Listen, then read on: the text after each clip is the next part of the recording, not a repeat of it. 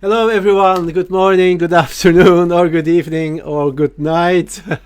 Welcome to a new episode of Hashtag Playing Together, episode 60. Wow. Wow. Great. We are the Sudden Note, Desi and Johan, and now we have Ti here playing with us. Hi, Ti. Hey, y'all. Everybody. Where are you zooming in from? I'm zooming in from Baltimore, Maryland in the U.S. Yes. Do you have any interesting birds or animals around? Did you expect that question?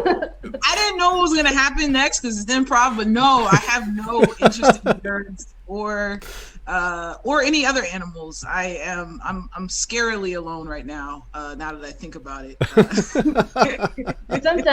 Sometimes in Brussels you can see a fox. That sounds terrifying. If I suddenly saw a fox right now, I would leave this. This would be over, and I would be running toward safety. I don't know what to do next. If I see a fox, I don't have a next step. I don't know what to do. People believe that if you meet a fox and you're alone, it can start speaking to you in human voice. Okay, so Desi, I'm gonna tell you this. If I see a fox and the fox starts speaking to me, I will not be okay. I will assume that I am the problem and not that this is a magical fox. Well, Desi just did a fairy tale improv course. I think that's you're very inspired by that. I guess. Fairy tale improv. Yeah. You're in my head. I'm currently looking out my window just to make sure that there are no foxes approaching. Okay. Remind me. He's back. Woohoo! Oh, I'm happy to see you back. No problem. You know what to do next. We are still streaming. Yeah, and you had a very nice pre-space, you know. Oh. Okay. Well, let's do some improv. We are going to bring a story. Just checking if the streaming is fine. Yeah. Yeah, it's fine now. Yeah. Out of the magical hat, these are all suggestions people have put in on our Facebook page over the course of a few weeks. So we are going to pick one, and that will be our inspiration. So I'm not looking. Aha. This is a suggestion from Anki. She's from Germany, and the suggestion is self-love. Ooh. Self-love. So, okay.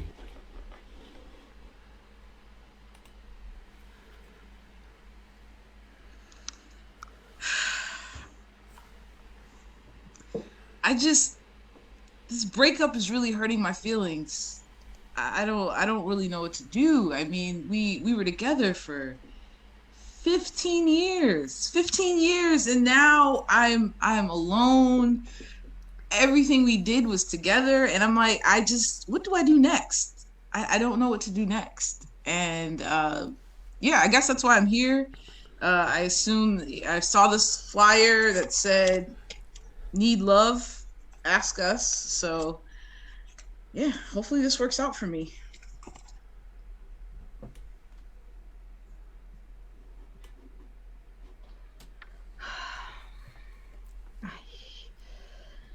I have to teach this workshop about self-love and art, but I don't get love. I don't get self-love, and I don't definitely get art. Listen, you should never lie in your CV. Never, ever, ever, because you'll get into situation like this when you don't know what to do and you're very lost and you hate yourself, when you have to love yourself and give this as an example to the others. Well, let's see what is going to happen. When I was young, I thought that you only could fall in love once. But I mean, really falling in love that you know that one person is the only person who matters for you, and that this love will be forever and ever, that you will be getting old together, have children, be happy. Okay, there might be a few problems like you have in every marriage or relationship, but it's there. It's that special one forever and ever. I broke up 10 years ago after a relationship of just a few years, and since then I just have so many difficulties trusting anyone. Every time I meet someone, I think about pain, not about love anymore. I think about things which could happen, all the bad things which could happen. I'm now going to this group to have a course, and I hope it helps.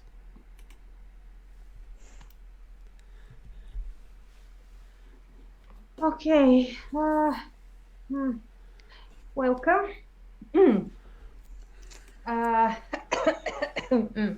Hello. Hello. My name is Maria, and I am here to teach you how to love yourselves. Hi. My name's Joshua. I'm here to learn how to love myself, I guess. Yeah, I'm here to learn how to. Hi, I'm Mike. I'm also here to learn how to love myself. Yeah. Okay, I think the first thing we should find out is why we don't love ourselves.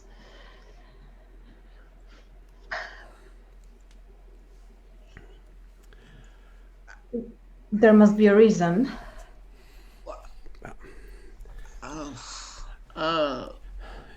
You go first, Joshua. Thanks, Mike.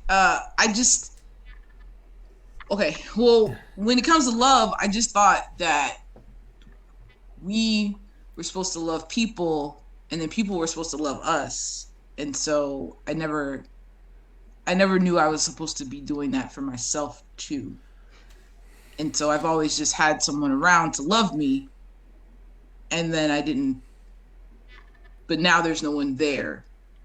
And so there's no love there.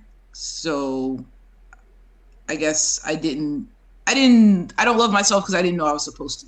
I thought that was someone else's job. I would say that nobody owns you anything, not even love.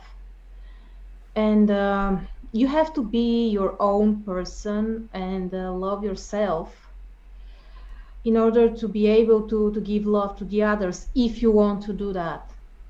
Because no, you don't want to give love to the others.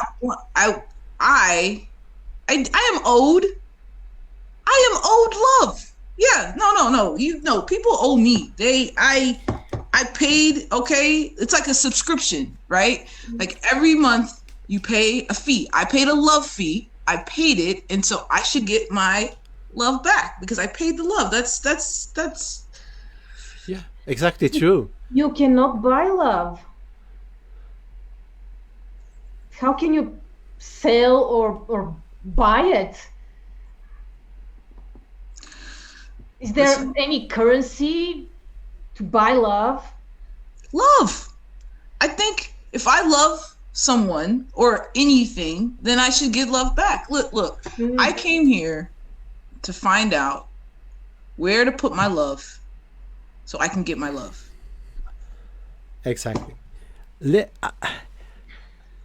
give me love. Good. Yeah. You understand me. Sorry, Mike, go ahead. When I look at the people I know on the street, they all have the same problem as we have. They all don't know what to do with their love, or they give something and don't get it back. It happens everywhere, all over the world. It's a structural problem. Don't you think so? Well, listen, Mike, if I love you, does that mean that you should love me back?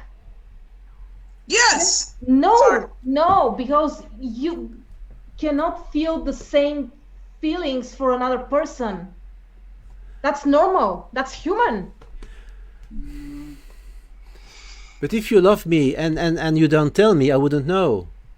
And Yeah, all but the love what you. if I love you and I tell you and you still don't love me?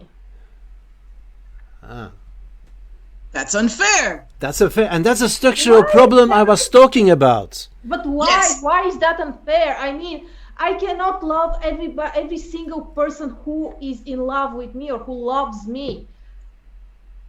See? That means you're getting more love than you're owed. Oh, that depends. If there are two people who love me and I love 7 other people, that means that I give more and I don't mind it.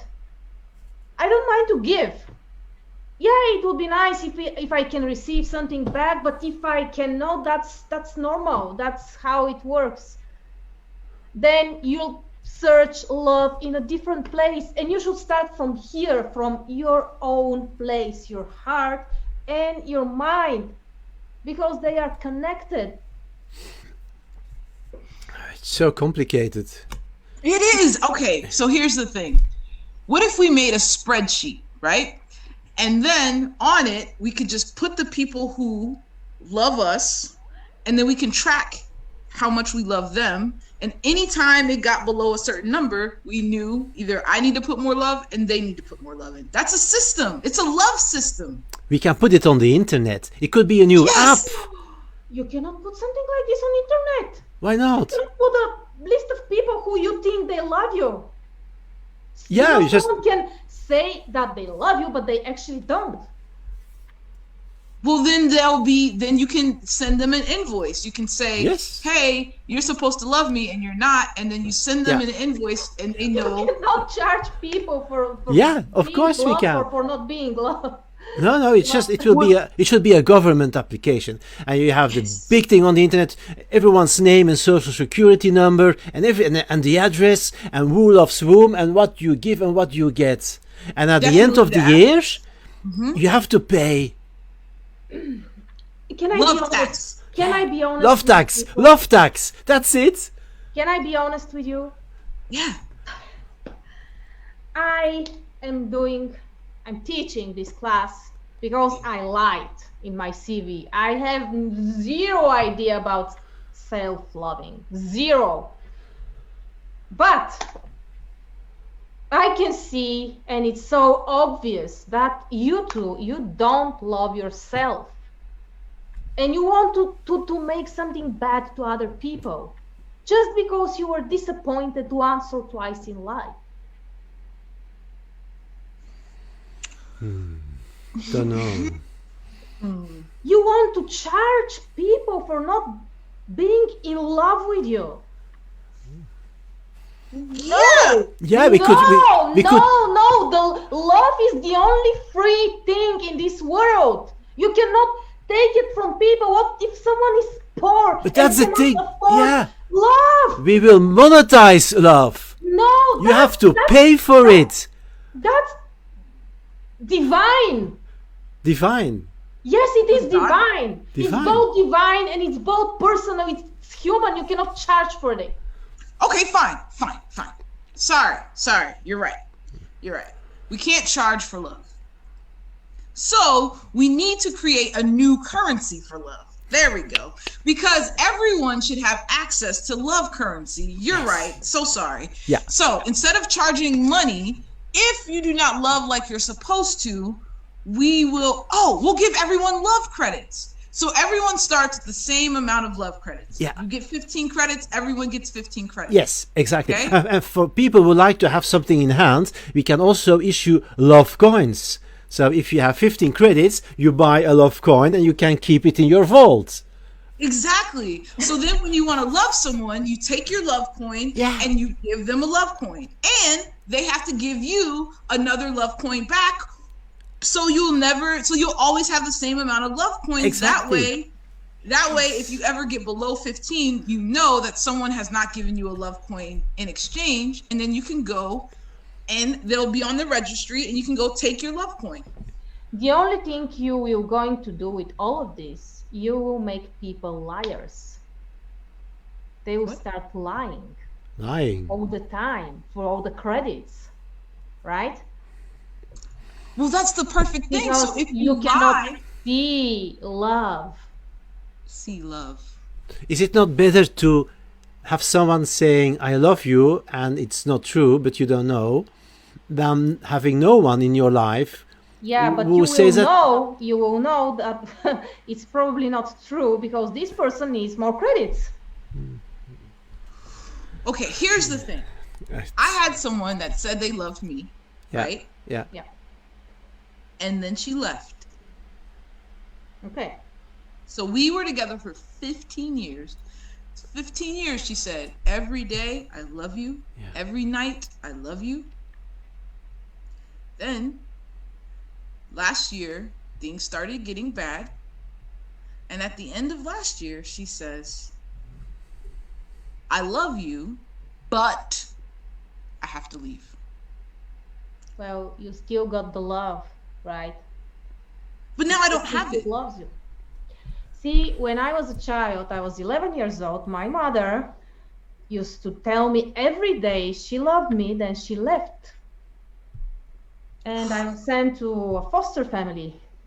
But I still love my mother. You should sue her.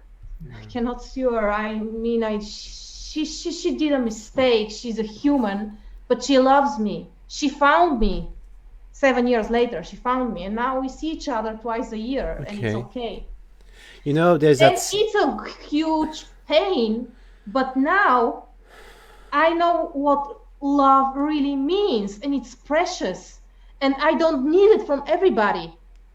I don't need it from anyone. I just need it for myself to have it inside, and I think I do have it. I love myself because I deserve to be loved from me. Yeah. Do you have a question? Go. Okay. Earlier you said you lied about being able Yeah. to self-love. So are you still lying? Are you making it up? Or Well, this is the first time for me being honest. so Yes. you have to be honest to love yourself. Okay. Should I be writing any of this down, by the way? Of course. Be my guest. Yes. They say that it's better to have loved once and go into pain after that than never have loved. They say that. True. Yeah, that's true. I was thinking, what if I've never had a mother? She was there for me for 11 years. And then she wanted something new. And then she realized the mistake she did and she came back. And now we see each other twice a year. But those are the best days for me every year.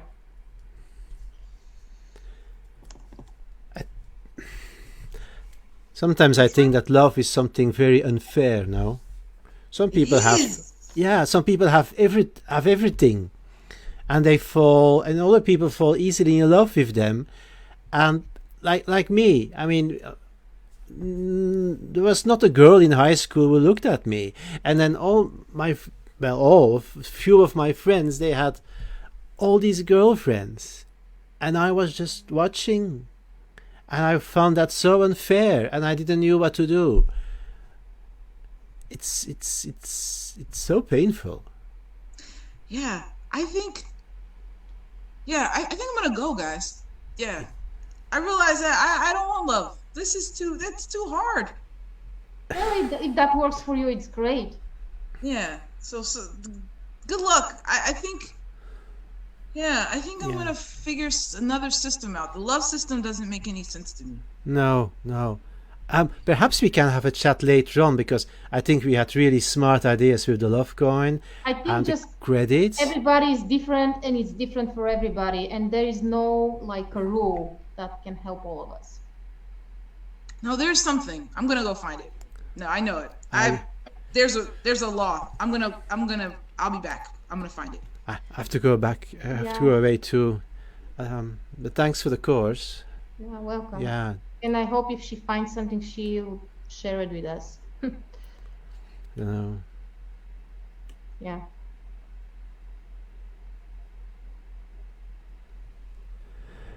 End scene.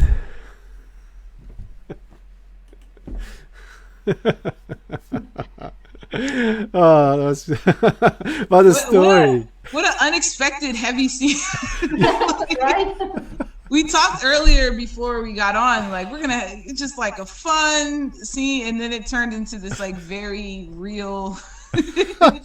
Yeah, we talked about that, and I was remembering our conversation when we were playing. For some reason, we were on that track, and yeah, we said before we were live, let's do some light-hearted thing because yeah. Yeah. I kept wanting to do like while we were playing, I kept wanting to cut to like another like a idea scene, like what if we were suing for love?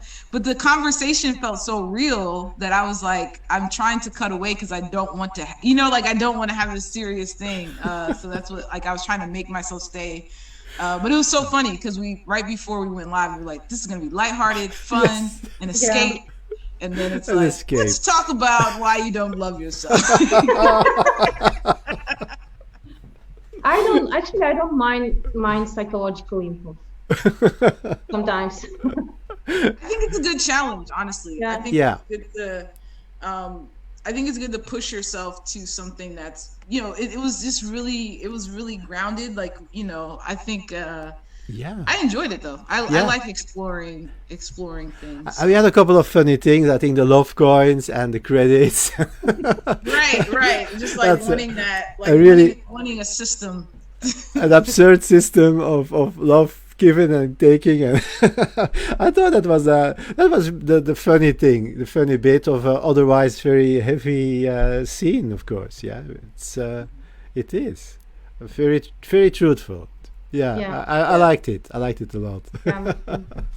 I actually teach that kind of course about being truthful. So yeah, Yeah. I loved it. So, Ti, let's have a chat about everything you do in improv. Yeah. Sure. Yeah. So, yeah, how did you start it with improv? I started about 10, 11 years ago. I used to live in Washington, D.C., and I wanted to just do something different, and I heard about improv. And so I took a workshop, which was really fun. And then I just kind of, after like once you do a little bit of improv, you're like, I want to do this all the time. And so I just took, started taking classes. I moved to Baltimore and I joined a theater here that I was with for a while. And once I was in the theater, I met some other improvisers of colors, and we performed under the group Minority Report. And then that became Casually Dope, which was an all-black troupe. And then with Casually Dope, we've traveled to quite a few places. We played together. And then I've also done a lot of other improv outside of Casually Dope as well. So that's kind of my journey. And then recently in the last 12 months, I've been doing, we haven't performed together. So I've been exploring just stuff like that, like just random projects and everything like this. So it's been a fun 11 years of improv. Yeah. What kind of improv do you teach? I teach mostly long form improv. So I teach formats like the Pretty Flower, the mono scene. I think is my favorite improv to teach. I teach what else do I teach? I do love short form. So I do. When I started improv, that's when I started in short form. That's how I started with games and stuff like that, which I think really helped me get really sharp. And I also teach kind of the core basics, so the intro, the intermediate, advanced, and everything. Okay, and you do a lot of online teaching, yeah? You told us. Yeah, I teach. I do a lot of online teaching for a variety of ages. So I do adult classes, but I also do work with young people. So I teach I teach young people improv, but I also do something called arts integration, where you use art. So I also perform and teach storytelling. So I use improv, theater, and storytelling to help teach lessons in math, teach lessons in reading, history, science, and all that. So that's something that's really fun and challenging. And I also do corporate improv. So, going into places and using improv techniques to teach communication, collaboration, and everything like that. So, Okay, so you go to companies and you give workshops there about applied improvisation and how yes. team building and all that dynamics. That's Yes. really awesome. I think there's a nice or a big market for it. No, you see it. I'm hoping so. I've been doing it for a while, and so I'm actually leaning more towards that. Yeah. Just because I do all of my teaching artist thing is full time, so it's not like this isn't a hobby for me. I don't have like a regular job and then I do this. Everything I do is Yes. through teaching art and everything. Yeah. What is the difference between teaching improv to children and to adults? I think young people children are natural improvisers. One of the things I have to teach adults is to get outside of your head and Yeah. just have fun and be in the moment. Children only exist in like they're you don't have to tell them that. And getting that brave thing, say the first thing that comes to your mind. Children, okay, that's yeah, I'm gonna do that. So I think that is really fun to kind of get where as adults sometimes you have to spark them. Children already have it, and then vice versa. Children sometimes they only want to play in the fantasy, so trying to get them to come down is really tough. But adults, they kind of start grounded and then grow up. So it's it's a different entry point basically. Like with young people, I enter through their pretend world that they're already building and then getting them to come down. Yes.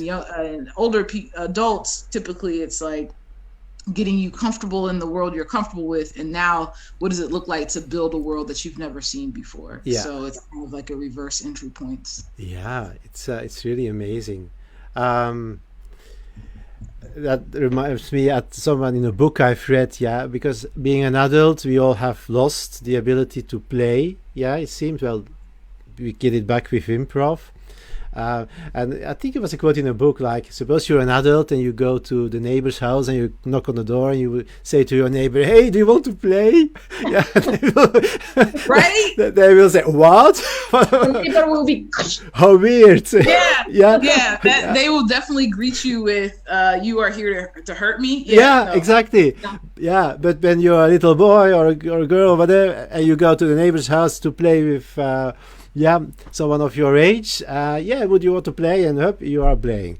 So that's the big difference. How do you teach young people and children to be nice to each other? Well, I think one of the cool things about improv is that it's built on this format of collaboration. So a lot of times when I first start, because especially depending on the age, like around elementary, middle school is when they start finding fun and being mean to each other. And so what I do is I show them how fun it is to work together. Yes. So a lot of times adults think to be like, don't do this, don't do that, don't do that, right? Whereas, or my approach is differently. I say, let's do this. Yeah. Right? And so instead of like saying, don't do that, I'll say, let's not only like, let's work together, but like find the fun in that. So what happens when we build something and we're going to build a world, right? Like, so an activity that I did recently, name something that you love. So someone said Disney Plus, Disney World. So let's build the world of Disney Plus. Everyone adds something to it. So it's like in the sky, my favorite TV show, there's magic wand, and everyone built it. And then we closed our eyes and we were like, can you see it? We could see it. And it was fun, right? It was fun because we all built it together. Yeah. And so activities like that, that show them not only that we should do it, but that it's actually fun to build together. Then students, they tend to want to collaborate and be nice to each other. Yeah, that's true. A good children educator would always teach them to do the right thing instead saying don't do the wrong thing. Right. Yeah. Exactly. Because that's what we want, right? We want to one, reinforce behavior. Another thing that I use is it's called the virtues program. And so what virtues does is it acknowledges the great things that they're doing and say, do more of this. Yeah. Or if they're like for correction, instead of saying don't do that, it's like, I think you're really excited about this, and I think if you had more patience, you would be able to get it. So, but I understand why you're frustrated, Yeah. right? And you just need a little bit more patience, and I think that then you'll be able to get it, as opposed to stop. Why are you yelling? Why are you doing that? So it's like finding what they really want, and then like helping you get it. And that's my approach to teaching all ages. Actually, is really finding what the person values and say, this is how we can get there together, as opposed to coming down on them for how they're getting it, because a lot of people just don't know how to get what they want. Yeah, also when you point something to a child as forbidden and wrong, then this is exactly what they want to do after that. All they're gonna want to do. Yeah. It is all. Yeah. It is all they're gonna want to do. If you say stop yelling, it's like, now I'm gonna get his yells, because that's all I want. So I find that if I give them something to do, let's take this energy and let's do that, or let's be loud. Then can you just be loud? Can you be loud happy? Can you be loud sad? What's a sad loud? Yeah. Right? And it's like, what? It's like, like, let's be loud, but like, let's just be a sad loud, and so just finding where they're at and then redirecting them, as opposed to trying to take them and put them where you think they should be. Yeah, it's like a bit like reinforcing already where people are very good in, and reinforcing that instead of always pointing to the things which should be improved. It's so much nicer to be reinforcing what you're already good at, and the other things, they will also be positively be influenced by your you're more confident, and you know what you're good at, and that's so beneficial for everyone. So should sometimes I think that improv in schools, especially also from a young age, would be so important as well. Yeah, I think so too. I think it's everything that I'm talking about is like improv philosophy too, right? Yeah. How we deal with each other's ideas on stage, right? We don't smash them down. We don't say, why would you bring an elephant to a zoo? It's just yes, and I'm trying to find like, oh, speaking of big things, here's a hippo, and now we're and now we're really playing, and so that really is helpful. And also just like the resilience. Like one thing I love about improv is everything we do is on purpose. So if we make a mistake, it's not really a mistake. Now it's just fun, right? And so when I'm teaching in schools, that's one thing that I do a lot of improv stuff to kind of help build up that idea that mistakes are part of your process. Because young people, they don't know how to deal with mistakes yet, and they're graded on every mistake. So if you're constantly, when you think of mistakes as a young person, you see red, right? Like a teacher, red marks and everything else.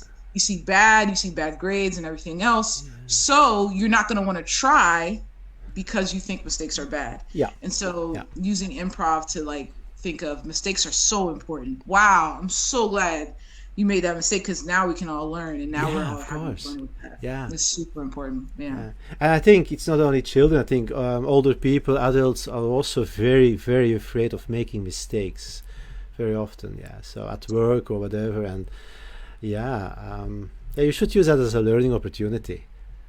Yeah, I mean, and that's what applied improv is when going to corporate stuff. It's like getting them back to that, because in a job, if you make a mistake, it's like, that's my job. Why would I embrace mistakes here? Where my employment is determined on me not making mistakes. So then it's really, really important to get that to change that mindset. Yes. Yeah. Okay. Do you have any plans for the future? Suppose in a very soon. Like dreams. Yeah, dreams for the future. Things you'd like to do.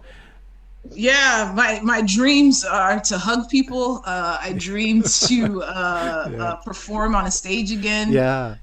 Travel. I would love to do this in person with y'all. Right. Yes. I'd love to come to there. I actually used to live close to Belgium. I lived in Baumholder, Germany, which is not too far from there. My mom and stepdad were in the army, and so I grew up in the army. So when I've been to Belgium a few times, actually. Nice, good. Come back and actually perform. That'd be really cool. Yeah. Oh, that would be so awesome. Yeah, that would be that's a real dream. Yeah. So.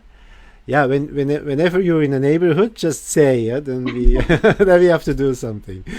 Yeah. How can people find you? If you go to ticoleman.com, I'll put it in this chat so you can copy it over. And then just my name on any social media, it'll bring me up. But yeah, ticoleman.com is my website. I try to keep it updated. I haven't updated in a while, but I will put my upcoming events and classes on there. So I had a look today, earlier today, and I saw the long list of classes you gave recently. So it was an impressive list, I must say. So very nice topics as well. So I loved it. Yeah. Okay. So many thanks you were with us, Ti. We really enjoyed it. Sorry. I had a wonderful time. Yeah, okay. It was not the light-hearted scene. Like we said. It was not the lighthearted scene, but I think that everything happens that's supposed to happen. So clearly we needed to have someone out there needed to see some love and have a discussion about love, and I'm very fine with that. But I had fun, and that's to me that's a successful improv scene. It's fun. I had a lot of fun too. So okay, good. So sorry it's over already, but say bye bye to everyone, and many thanks for watching. So bye.